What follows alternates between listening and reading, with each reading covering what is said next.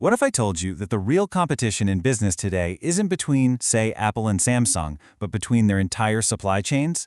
Well, that's the core idea from a leading thinker, Professor Martin Christopher, and today we're going to break down his principles to see how the global marketplace actually works. So let's just start with the big question. In a world where demand is all over the place and markets are constantly changing, how does any business get a real, sustainable edge? It's not as simple as it used to be. And Professor Christopher's answer, well, it gets right to the heart of it. The whole game has changed. The real fight isn't just one company's product versus another's. No, it's about how well an entire network, from the raw material supplier all the way to the person buying the product, is working together. Okay, so here's our plan. First, we'll dig into this new competitive landscape. Then, we'll see why supply chain management is way bigger than just logistics. We're going to cover the 4 pillars of success, find out why relationships are the real secret sauce, and finally, look at what the integrated future of business looks like. All right, first things first, let's set the stage. The old rulebook for competition, it's pretty much been thrown out. These days, being able to adapt and react fast isn't just a nice little advantage, it's the absolute baseline for survival. For decades, the playbook seems so clear. Build a killer brand, your shield, and then shout about it with aggressive marketing.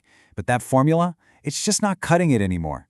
The real advantage now comes from mastering the process itself, the gears of how you develop products, fill orders, and manage the whole system that delivers value to your customer. And that brings us to a really crucial distinction. To get a handle on this new world, we have to zoom out, way beyond what's happening inside a single company's walls, and look at the entire picture. This slide really breaks it down. Think about it. On one hand, you've got logistics. That's all about optimizing the flow of stuff within your own company. But supply chain management, that's about managing the flow between organizations, connecting the supplier to the factory, to the warehouse, to the store, all in one seamless network. And here's the official definition, which has 2 parts that are absolutely critical. First, managing upstream and downstream relationships.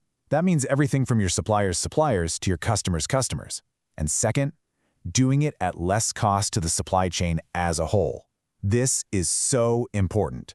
It isn't about squeezing your partner to save a few bucks. It's about making the entire network more efficient so that everyone wins.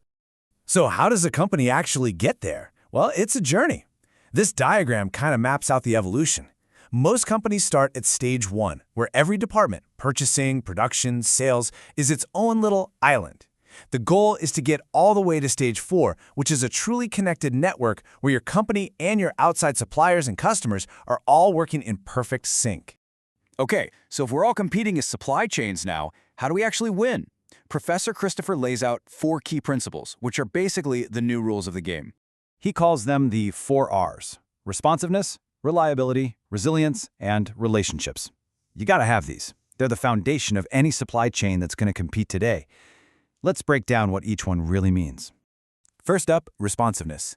How fast can your supply chain pivot when the market suddenly zigs instead of zags? Think about fast fashion brands that can see a new style on the runway and have it in stores in a matter of weeks.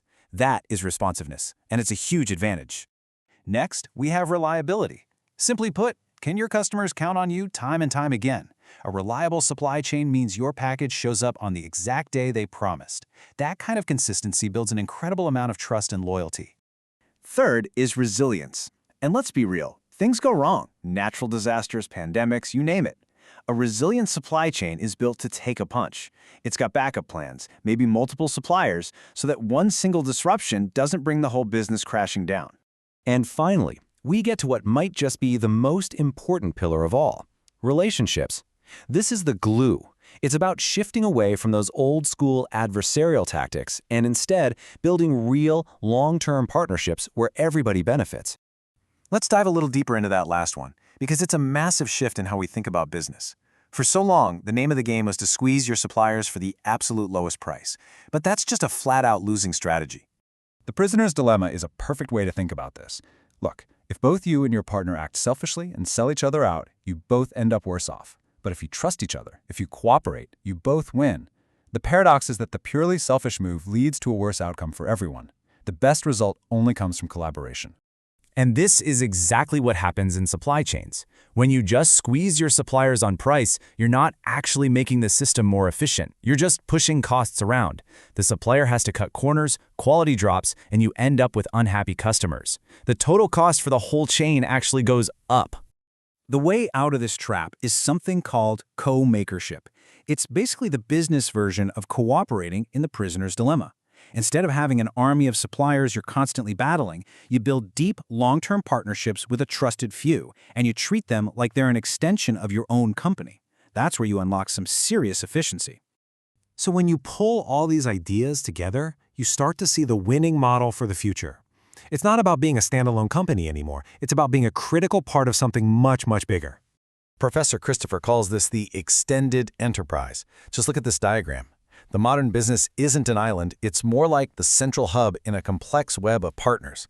Your company might not physically make the components or ship the boxes, but it's the one that coordinates the entire network.